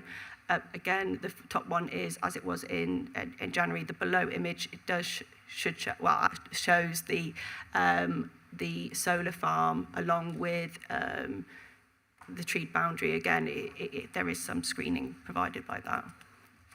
And the last one here is from Seven Place and Derwent Avenue, the junction between, again, top image, January without the solar farm. The below image is the photo montage with it in place. It's considered the development would sit relatively flat within low-lying sections of the land and contained within the existing landforms, as well as it enclosed by the mature vegetation, and will restrict its visual profile in the immediate and wider landscape. Mitigation measures have also been proposed, such as an additional planting to help with the screening and grassland buffer zones at boundaries to protect and retain the immediate screening that will reduce the visual impact. The impact of the development would also be ultimately reversible due to the solar farm being removed and land returned after 30 years. Thus, the impact will not be permanent. The proposal will result in what we consider a less than substantial harm on the setting of the heritage assets, such as Saltram House. However, it's considered the public benefit in providing a renewable energy source outweighs the harm that it may cause. There is no direct effect to any fabric of any listed building or heritage asset. The scheme will be visible in the landscape, but retains its existing tree-line boundaries and patterns within the landscape. The degree of physical change is affected by the panels themselves, but this is a temporary development, and following decommissioning phases will revert back to its original form. Concerns have been raised with regard to the impact of the proposal on ecology and wildlife. While these concerns are noted, it is considered that the proposal has been able to demonstrate that it will not have a significant impact on designated sites, protected species and habitats, and other species of principal importance for the conservation of biodiversity. The proposal does seek significant enhancements to biodiversity, and any potential ecological impacts will be able to be mitigated against. Government advice states that local planning authorities should approve applications for renewable energy projects where impacts are or can be made acceptable. It is considered that the benefits in terms of the provision of a renewable energy source of energy, which will make a valuable contribution towards cutting greenhouse gas emissions, would outweigh the impact of the proposed solar farm on the local landscape, the appearance, the impact on ecology, biodiversity, and any perceived impact on the setting of the nearby heritage assets. Additionally, the proposal would not cause any significant impact on highway safety, residential amenity, flood risk, or drainage. As such, the proposal accords with government objectives to encourage the provision of a renewable energy source and the aims and objectives of the National Planning Policy Framework. The application is therefore recommended for conditional approval. Thank you very much, Amy. We do have two speakers registered to speak in respect to this matter. First on my list is Mr. Philip Phillips. Would you like to come down, sir? Mr. Phillips, you have 5 minutes. Would you like a 1 minute warning? Yeah, please. Of course. There's a device in front of you with a button to speak. When you're ready, make sure the light's on and the committee will hear your points.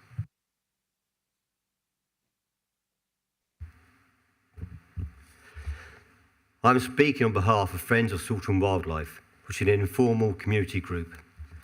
We've already submitted a document for this meeting. I stress we're not against solar energy, in fact quite the reverse.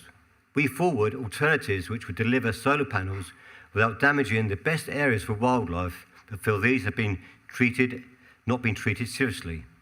The best area for wildlife, over Mosaic, highlighted as ecological important by the developers' own consultants, is still proposed to be covered in solar panels. In fact, the whole area is to be covered in solar panels. The ecological analysis for this proposal is I can't say the words now. Just take a moment, sir. Incredible, and vital wildlife data has been ignored. We provided detailed bird records for over 10 years describing 88 species recorded, but the outline biodiversity management plan refers to just to 40 plus species and is based on a few visits. The true records, including birds which are protected and of conservation concern, some referred to in the ecological impact assessment have in fact been recorded. Thank you. Professionals at the Devon Wildlife Trust and the Natural Infrastructure Team have outlined concerns. Devon's Wildlife Trust states that insufficient evidence relating to biodiversity in the National Planning Policy Framework. Open mosaic isn't being properly considered within the National Environment and Rural Communities Act, and bird surveying is woefully inadequate. It says much of its advice appears to be disregarded. These concerns are reflected in the wider community, with 43% of people commenting, objecting, overwhelmingly because of the unacceptable impact on wildlife. Only by properly addressing these concerns can relevant planning policies such as PRY 54 be delivered. Furthermore, wildlife monitoring of the site must involve volunteers. We have offered experienced naturalists to help record future wildlife on the site. Ages ago, PEC said it would look favourably on this idea, but that safety and security issues need to be resolved. We believe this could have been sorted out by now, and a firm condition is needed to ensure this. PEC developed a solar farm at Erniesettle and made a series of wildlife-related commitments, but these weren't monitored after the first year. We want to see independent community involvement to ensure this isn't repeated. You've seen on the screen the overall plan where the whole area is covered in solar panels. By putting up bird boxes, the birds that you would displace don't use bird boxes. Skylarks don't use bird boxes. Stonechats don't use bird boxes. Whitethroats don't use bird boxes. So the birds that you're actually going to displace will leave the area, gone. You've got 2 places for reptiles. So all you're doing is putting 2 for amphibians, which frogs and newts that use that area, into 2 areas. That's not natural. They don't do that. They need wetland area, which is going to be covered with solar panels. You've got beehives, 2 beehives. You're going to cover the area where flowers grow.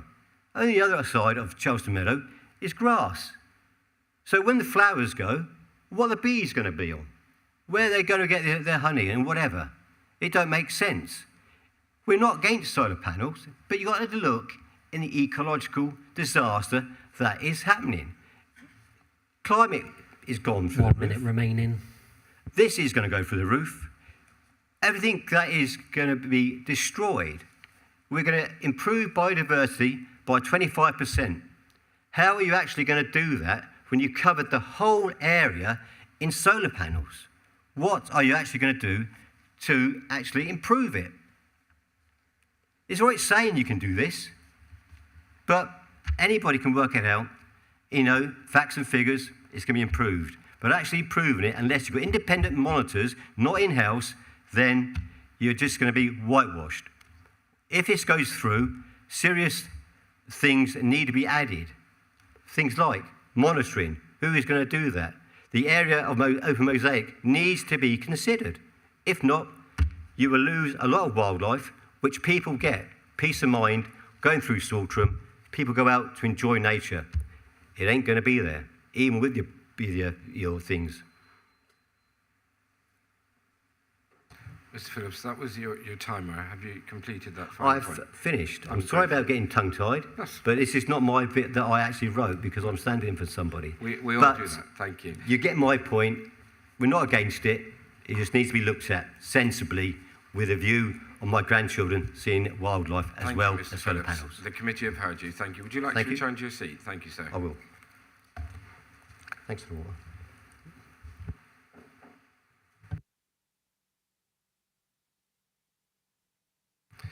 Thank you. The second speaker is for the applicant, Mr. McPherson. Thank you.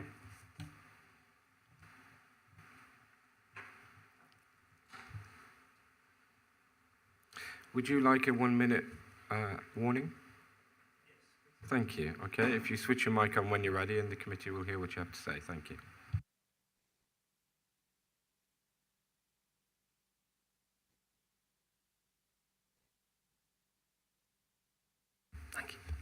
I am ready.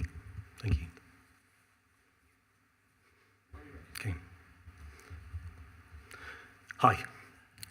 I'm the Chief Executive for Plymouth Energy Community. Plymouth Energy Community is bringing you today an opportunity to cover the rubbish of the city's past with clean, green power generation that we need now to secure our children's future. PEC is a charity and social enterprise. Our mission is to put local people at the heart of a fair, affordable and zero-carbon energy system. As part of that mission, we are aiming to significantly increase the levels of locally owned renewable energy. We are a not-for-profit community organisation that already owns and manages over 20% of the city's total renewable energy. And our business model is to take those surpluses from selling green power and to invest those back into community programmes on fuel poverty and climate change. In a time of increasing carbon emissions, massively rising energy bills and unhealthy dependency on Russian gas, this kind of approach is never more needed or relevant.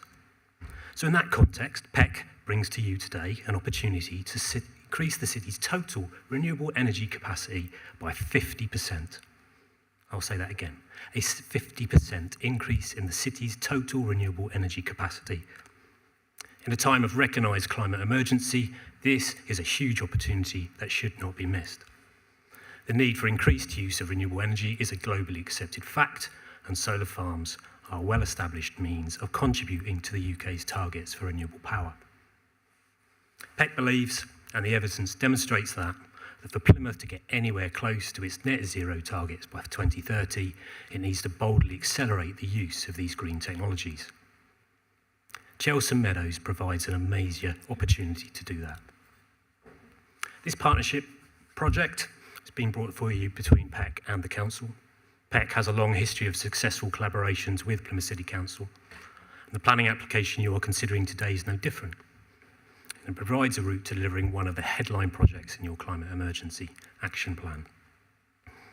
The ambition behind Chelsen Community Solar Farm and the detail in this planning application has been worked up in that spirit, with close collaboration with your officers, wider stakeholders, community members, and with support from both political parties. Putting solar on an old landfill site, people tell me, seems like a no-brainer. But this is not an easy thing to do. As we've heard, this site has significant complications and sensitivities, not just because of the tens of years of rubbish that sits below the ground, or the methane gas that it continues to emit, but also because of the very notable heritage, landscape, and wildlife interests that we've heard about. We need to recognise that. We have recognised that, and we've taken it seriously. As the case officer's report indicates, we have undertaken significant pre-application consultations, investigations and surveys to ensure we fully understand the potential impacts and the various agencies, stakeholders and communities' concerns. We have listened and built this expertise and perspective into our plans. The work ensures that wildlife impacts are minimised and informs a 30-year plan to deliver a 25% net gain in biodiversity. The result is a community-owned renewable energy scheme that is widely supported. It meets and exceeds the relevant national and local policy requirements and brings forward a Chelsen Meadow that is consistent with the long-term ambition for Saltram Countryside Park.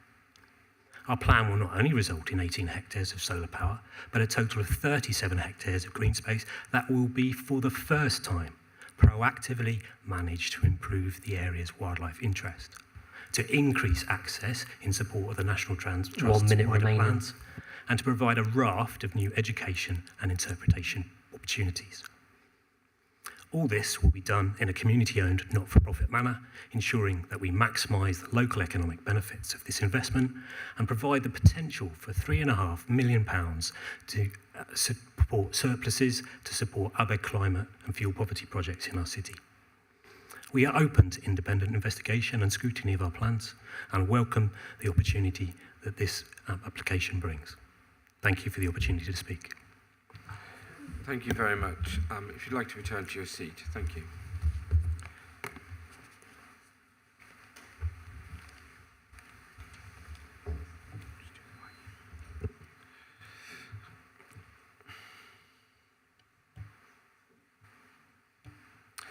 Thank you, members. I should point out we did have a site visit yesterday to one vantage point, namely the shot that was shown earlier, that very photo over at Mount Gould. Present at that site visit was Councillor Tuffin, Councillor Stevens, Councillor myself and Councillor Watkins. And that was quite a helpful site visit. Members, I'm interested to hear your discuss the matter. I have two speakers registered already. Councillor Pengelly is first on my list. Thank you. Thank you, Chair. I actually find this application very difficult to even think about because I agree with both speakers. I agree with Mr. Phillips and all what he said about the wildlife that's there, and I agree with Mr. McPherson on what he said and how it can help climate change and what have you.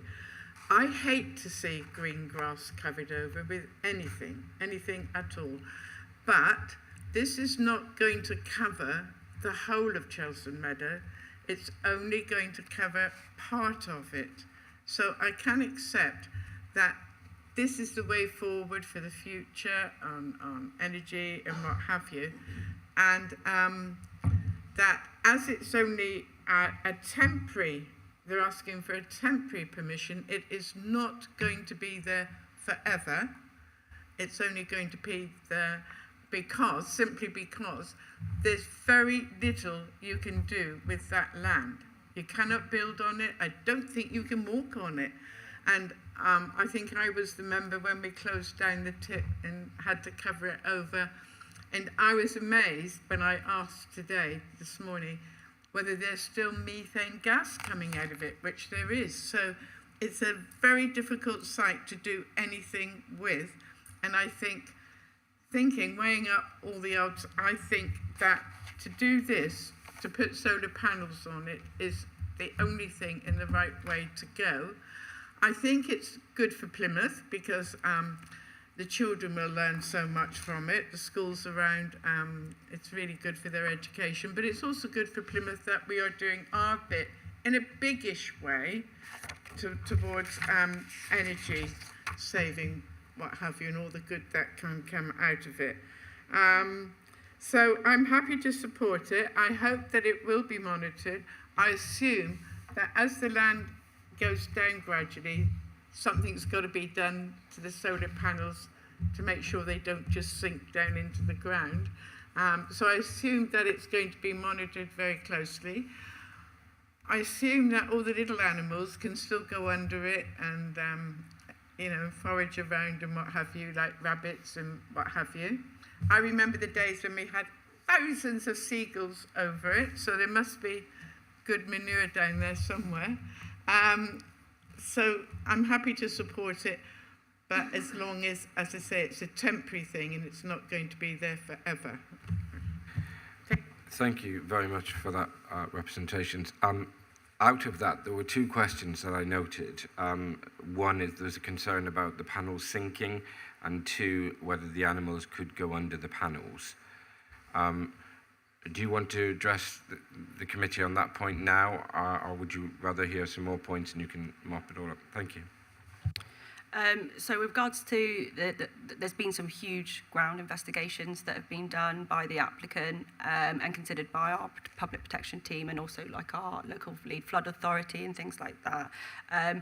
And we've got conditions that require details of the foundations that are going to be going in and also monitoring, because I think that was another point that you've come across that requires them to submit further details on exactly how it's going to be monitored and the plan for that. So it is something that's going to be considered and looked at. With regards to the animals under the panels, there will be space underneath the panels to go underneath, and also with the fencing as well that's being proposed, there's gaps underneath the fencing to allow animals to go through as well on that. Thank you. Councillor Finn. Yeah, I think you've partly answered one of the questions. Obviously, Bull Point being the next commercial tip, Lipson Vale being an ex-commercial tip previously prior to the building of Lipson Vale School. We also are mindful of the simple fact that it's only been a green space for a short time. As Councillor Tuffin will know, I've lived in there all my life and looked right across at it and saw the layers added from when it was a low field to it becoming higher, so it's a relatively new green site. So I think as long as the developer can actually turn around and say that he would take account of the simple fact of the progress being made with regard to biodiversity and keep to that promise, I'm happy to go along with that. The second thing is, I'm well aware the national grid is not very good at receiving electricity.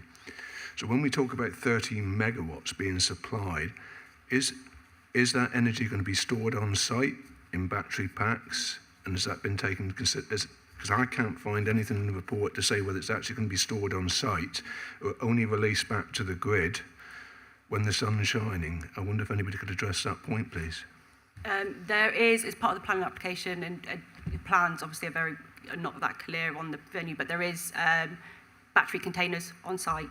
And I believe from the submission, they are looking to do a line to the national grid.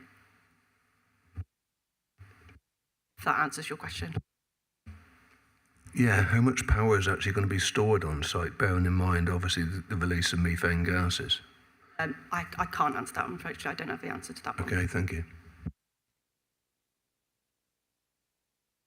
Thank you. Councillor Gosling. Given the concerns around the development plan, for a site of this age and size and use, how long would we expect the site to be banned from use as a public park area normally? So the site, there isn't a definite deadline for when it is going to be available for public access. There is constant, I suppose, monitoring from the Environment Agency with talks with Plymouth City Council. The discussions that I've had, because I knew this question would come up, is when will it be available for public access, is they can't say for sure. It will be continually monitored, but it could be several decades. And that's the answer that I've got from our waste team. Supplemental, another aspect of the concerns of the Environment Agency were the potential for damage to the capping. Is that being fully considered, and you're happy with the PCC is happy that that won't be a concern anymore? Yeah, so the applicant had pre-application discussions with the Environment Agency. The Environment Agency have commented on the application. They've got no objection. Like I said earlier, there's been some significant investigation into the capping layer and how deep it is, and then where the foundations will sit. So as an authority, we're happy with the details that have been submitted, and they've been able to demonstrate that it's not, that's the last thing we want, is it to breach the capping layer, and we're confident that it won't.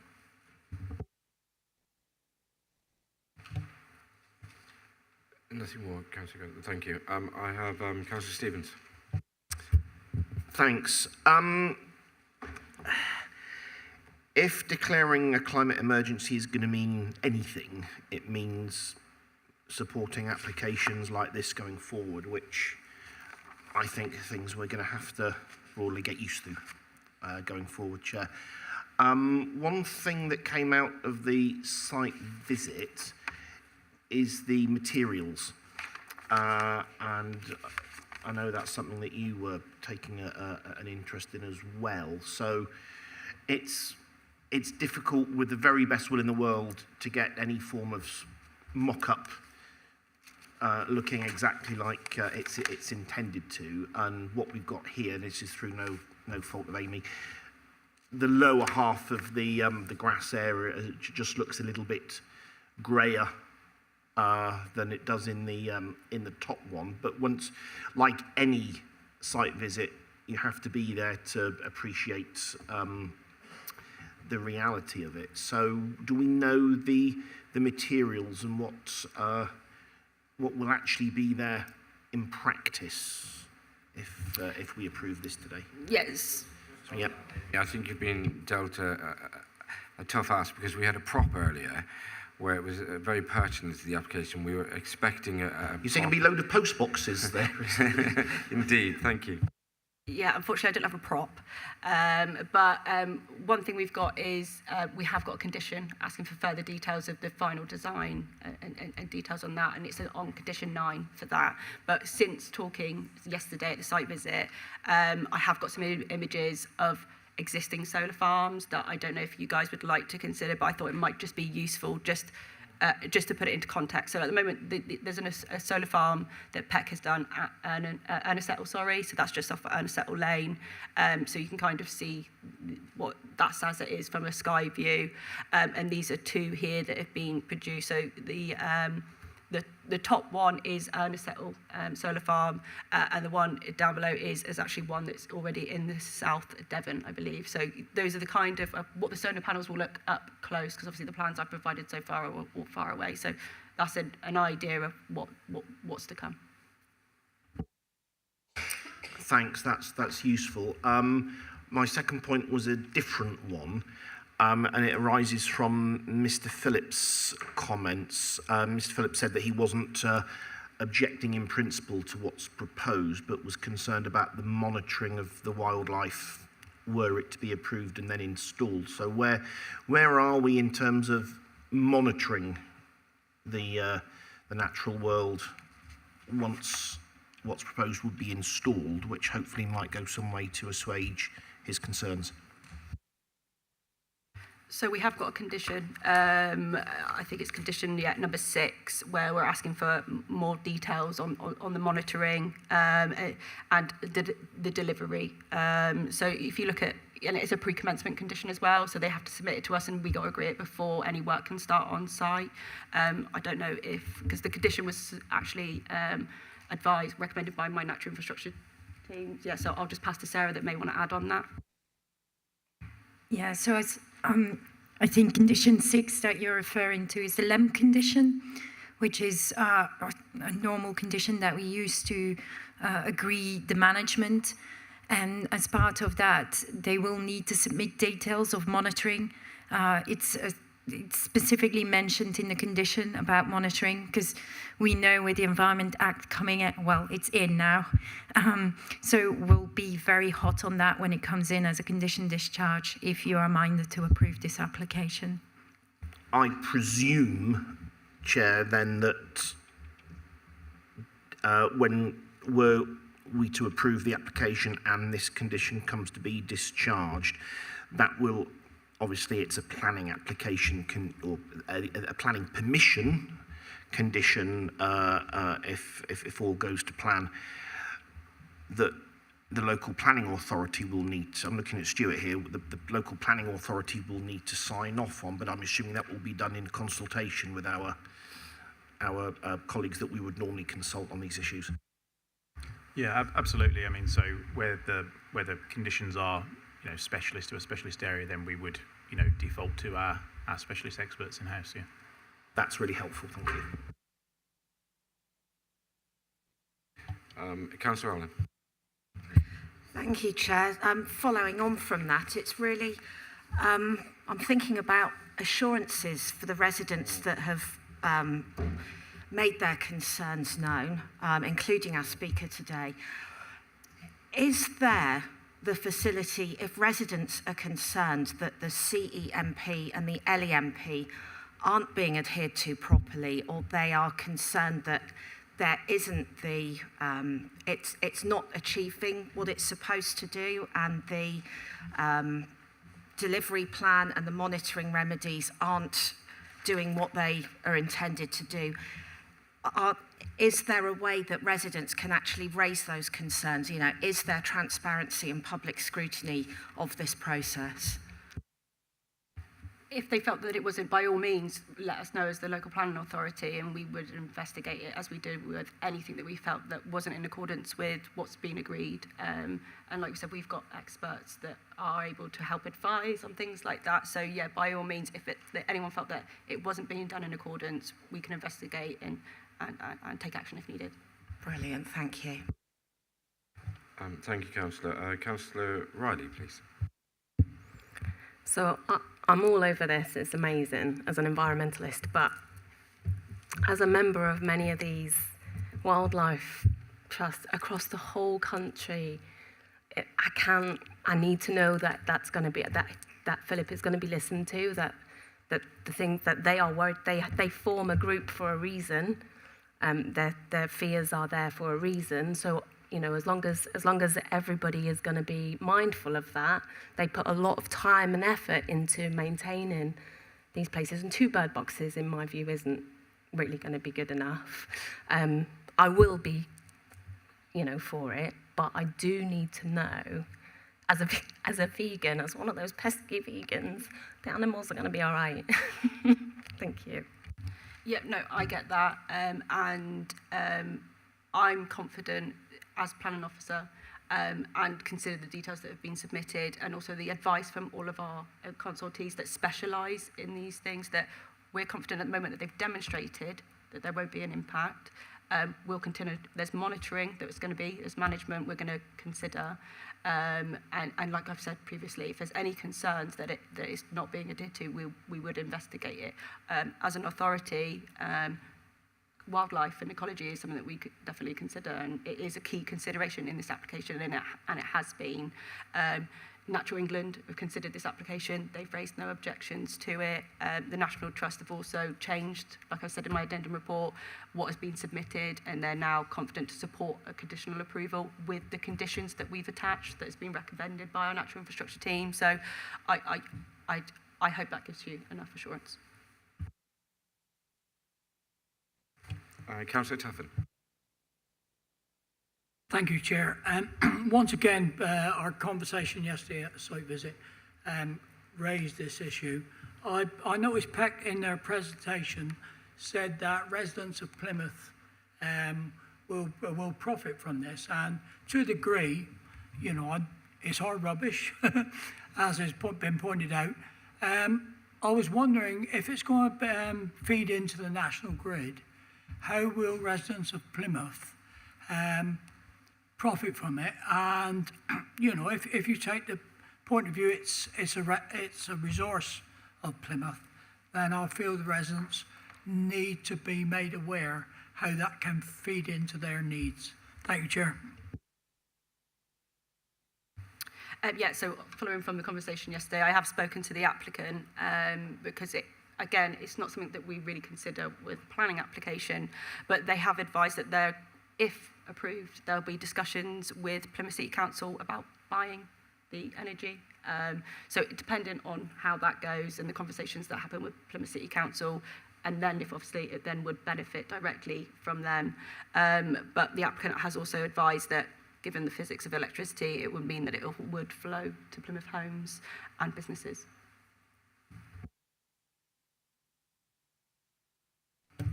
Members, I don't have anybody else on my list for the avoidance of missing anybody.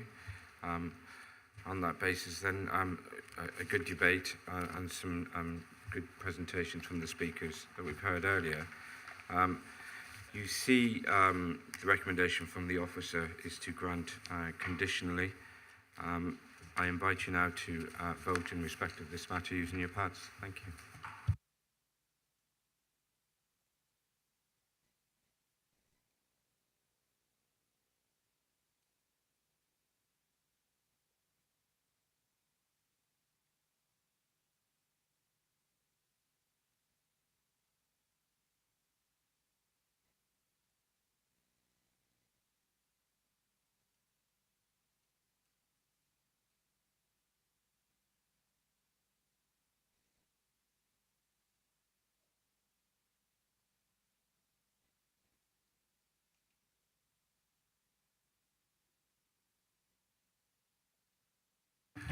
Thank you, members. As the screen illustrates, vote 12 in support, so thank you, that's granted.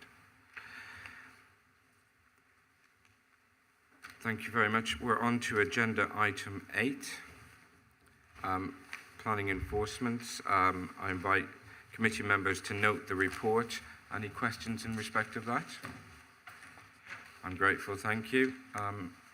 Item number 9. Planning applications issued.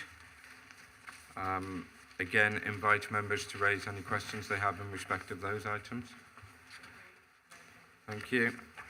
And item number 10, you will note from the papers there are 2 appeal decisions. Invite you to note those and opportunity to raise any questions in respect of those decisions. I'm grated, thank you very much. And I think that's the end of my agenda. I'm very grateful. Thank you so much.